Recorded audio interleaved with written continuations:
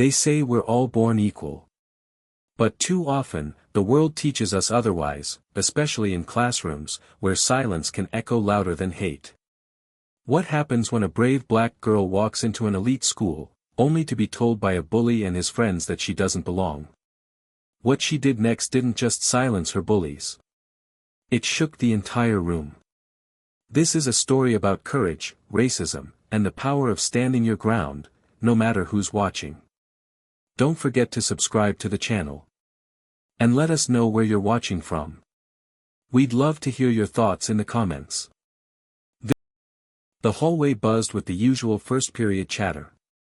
Sneakers squeaked on the polished floors, locker doors slammed rhythmically, and the fluorescent lights hummed softly overhead. Students in crisp uniforms moved in tightly knit groups, laughing, gossiping, and glancing curiously at the unfamiliar face standing alone at locker number 237. Amara, a 15-year-old black girl with long, neatly braided hair, stood quietly with her hands pressed against the metal door. Her eyes scanned a piece of lined notebook paper that had been carefully taped to the locker. Written in her mom's unmistakably looping handwriting were the words, "You're strong. You belong. Don't let anyone dim your light. Love, Mom." Amara let out a slow breath.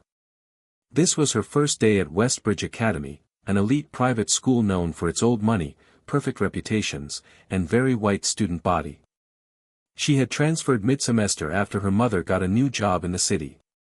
That alone made her different. But at Westbridge, being different meant being watched. Still, she stood tall. She wasn't going to let anyone shake her, not today. Just as she reached into her bag for her books, a mocking voice interrupted the quiet. "Well, isn't that adorable?" She turned to see Jason, a tall, smirking boy with slick-back blonde hair and a confidence that screamed entitlement. He leaned lazily against the locker beside hers, arms crossed, eyes flicking to the note. "Let me guess, Mommy pep talk to survive the jungle," he sneered. Amara met his gaze. "No. Just something kind you probably wouldn't understand." Jason scoffed. "You're bold. That'll wear off." Before she could respond, another voice chimed in, cool and clipped. "She's new. Don't scare her off too quickly, Jason." Madison, Westbridge's most popular girl, had arrived. With her leather jacket thrown casually over one shoulder and her piercing hazel eyes, she was a walking command for attention. Every hallway pause, every glance. People noticed when she entered a room. Amara turned to face her. "Don't worry. I don't scare easy." Madison raised a perfectly arched eyebrow. "Oh. That'll make this interesting." Jason chuckled, clearly enjoying the exchange. "You'll figure out soon enough, Westbridge isn't really a place for experiments." Amara took a breath. Her heart pounded, but she kept her voice steady. "I'm not an experiment. I'm a student. Just like you." Madison smirked. "We'll see how long that lasts." With a swish of her ponytail and a satisfied glance back, she walked off toward her class. Jason lingered a moment longer, staring at Amara as if sizing her up. She didn't flinch. "Better get moving," he said finally. "Wouldn't want to be late on your first and last day." Amara turned away, adjusted the strap on her backpack, and gave the note one last look before heading to class.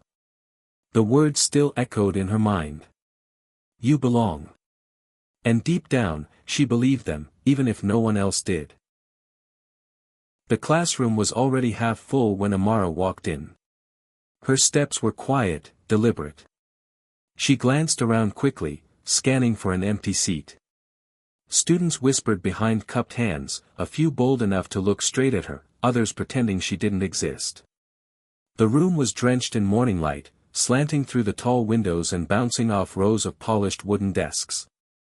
At the front, the blackboard was scrawled with chalk reminders, "Essay due Friday, Character Analysis, To Kill a Mockingbird." The irony wasn't lost on Amara. She spotted a seat near the window, third row. She walked toward it, head held high despite the weight of eyes that clung to her every move. As she sat down, a boy leaned toward his friend and whispered, "She's the new girl from public school, right?" The other snickered. Amara opened her notebook, ignoring them. Then the energy in the room shifted. The door flung open and Madison strode in like she was entering a fashion runway. Her presence was magnetic and chilling all at once. Her long, honey-brown hair fell perfectly over her black leather jacket, which broke uniform rules, but no one ever called her out. Behind her followed a wave of perfectly dressed girls, her loyal clique. Students straightened up instinctively. Conversations stopped. Even the late-arriving boys seemed to step aside to make room for her aura. Madison's heels clacked against the linoleum as she surveyed the room like it was hers. Then her eyes landed on Amara. She stopped walking. Everyone followed her gaze. "Well," Madison said, loud enough for all to hear. "Looks like someone found my seat." Amara glanced at the empty desk in front of her. "I didn't see your name on it." A few students chuckled nervously. Madison's expression didn't flinch. "New girl's got a mouth." "She had one earlier too," Jason chimed in, sliding into the desk next to Madison's usual spot. "Might want to watch that tone, sweetheart. You're not in the inner city anymore." A low gasp broke out across the room. Amara felt her fingers tighten around her pen. Her throat burned, but she wouldn't let them see her sweat. "You think you're special because you talk down to people?" she asked, her voice calm. "That's not power. That's fear." Jason rolled his eyes. "Fear? Please. I'm just letting you know where the lines are drawn." "You're scared someone like me might cross them," she replied. The room went silent. Madison stepped forward. Her voice was sweet, poison in sugar. "You're new. So I'll be kind. This school. It has rules. Codes. We don't need people who can't follow them." "Sounds like you break them all the time," Amara said, nodding at Madison's non-uniform jacket. That's when Jason stood up. "All right, enough. Maybe someone should remind you where you really belong." He marched toward Amara's desk, grabbed her backpack, and yanked it. The class froze. But Amara didn't. She stood up, face to face with Jason. And what happened next, no one saw coming. Jason's fingers clenched tightly around Amara's backpack strap, yanking it with the kind of careless entitlement that assumed no one would stop him. "Let go," Amara said, her voice low but firm. Jason didn't move. His smirk widened. "Or what? You gonna cry? Scream?" He leaned in closer, taunting. "Nobody here is gonna help you." That's when Amara did something no one expected. She didn't cry. She didn't scream. She stepped forward, just enough to close the gap, and calmly, defiantly, put her hand on his wrist. "I said, let go." The room, which had been buzzing with tension seconds before, fell deathly silent.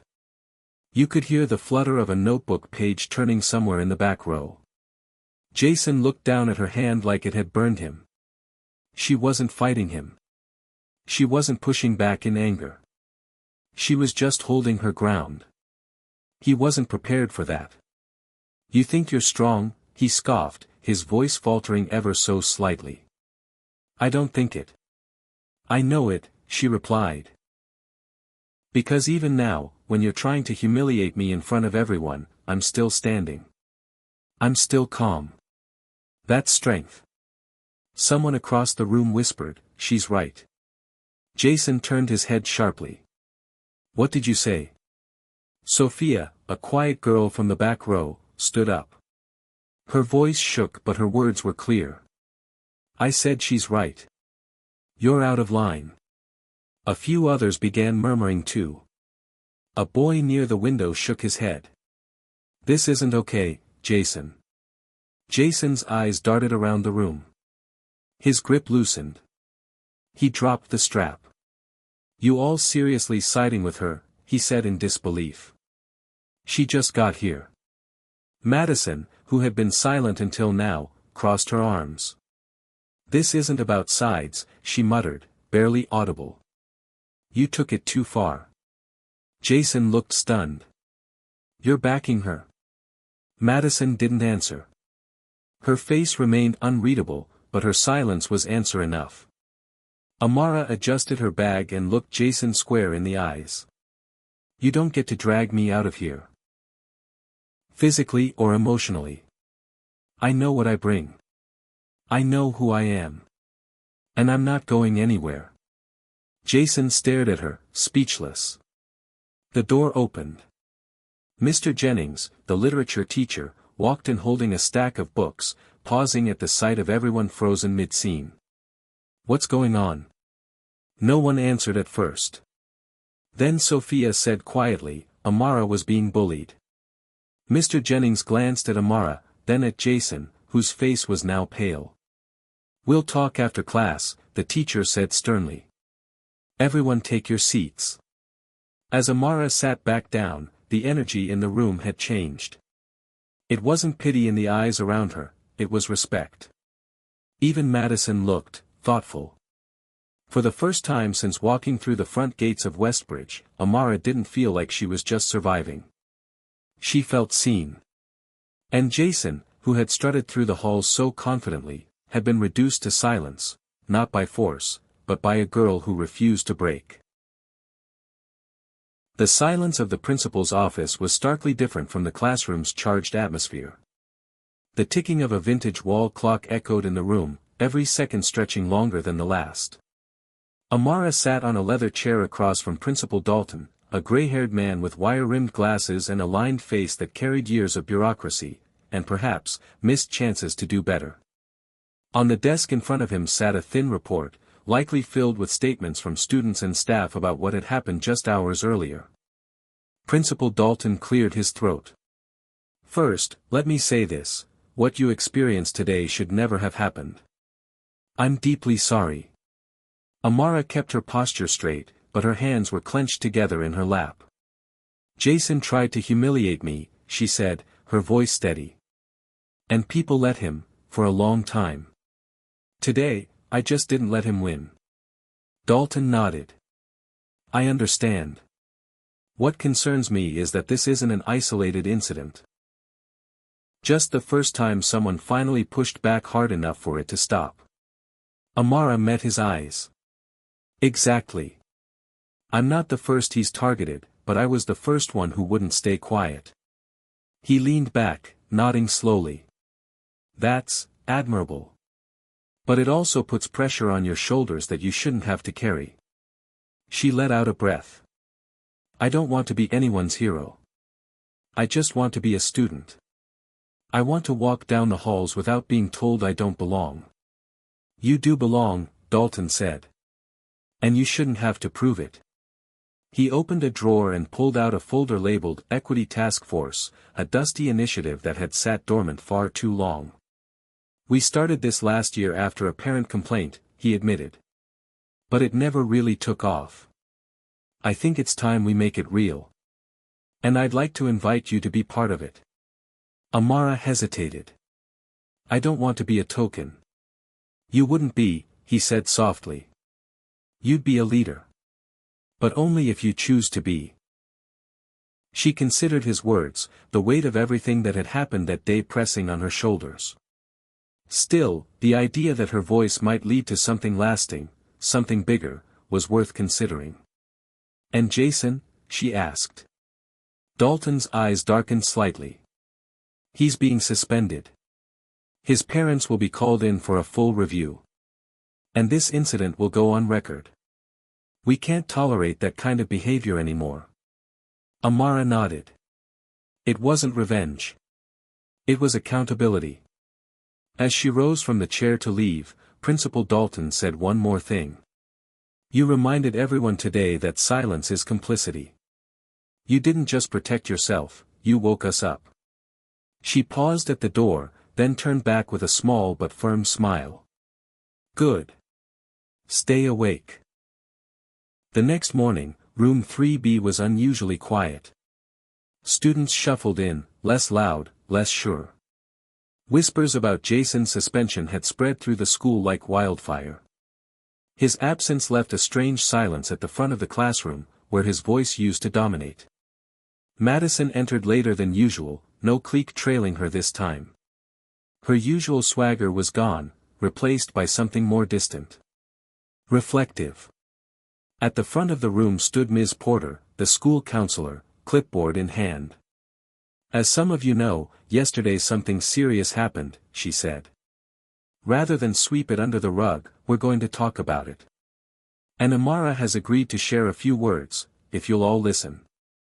All eyes turned to Amara, who stood near the whiteboard in her uniform blazer and pressed slacks. She held no papers. No phone. Just herself. She looked around at the faces, some curious, some nervous, some embarrassed. "I didn't ask for what happened yesterday," she began. "I didn't come here to challenge anyone. I just wanted to belong. Just like you." The room was silent. Even Madison stared. But sometimes, the space you walk into has already made up its mind about you. Before you speak. Before you sit. Even before you smile. Her voice was calm, but firm. The kind of strength that doesn't scream, it resonates. "I was told I didn't belong. That I was too different. That my skin, my history, my voice, made me someone to push out." Several students looked down. One or two shifted uncomfortably in their chairs. "But I didn't fight back with anger. I stood up with truth. And the truth is, I do belong. We all do." She paused, scanning the room. "If we want this school to be better, it starts in this room. It starts when someone like Jason says something wrong, and people don't laugh. When someone like Madison chooses not to stay silent. When each of us realizes that doing nothing, is still doing something." Madison blinked slowly, her gaze dropping.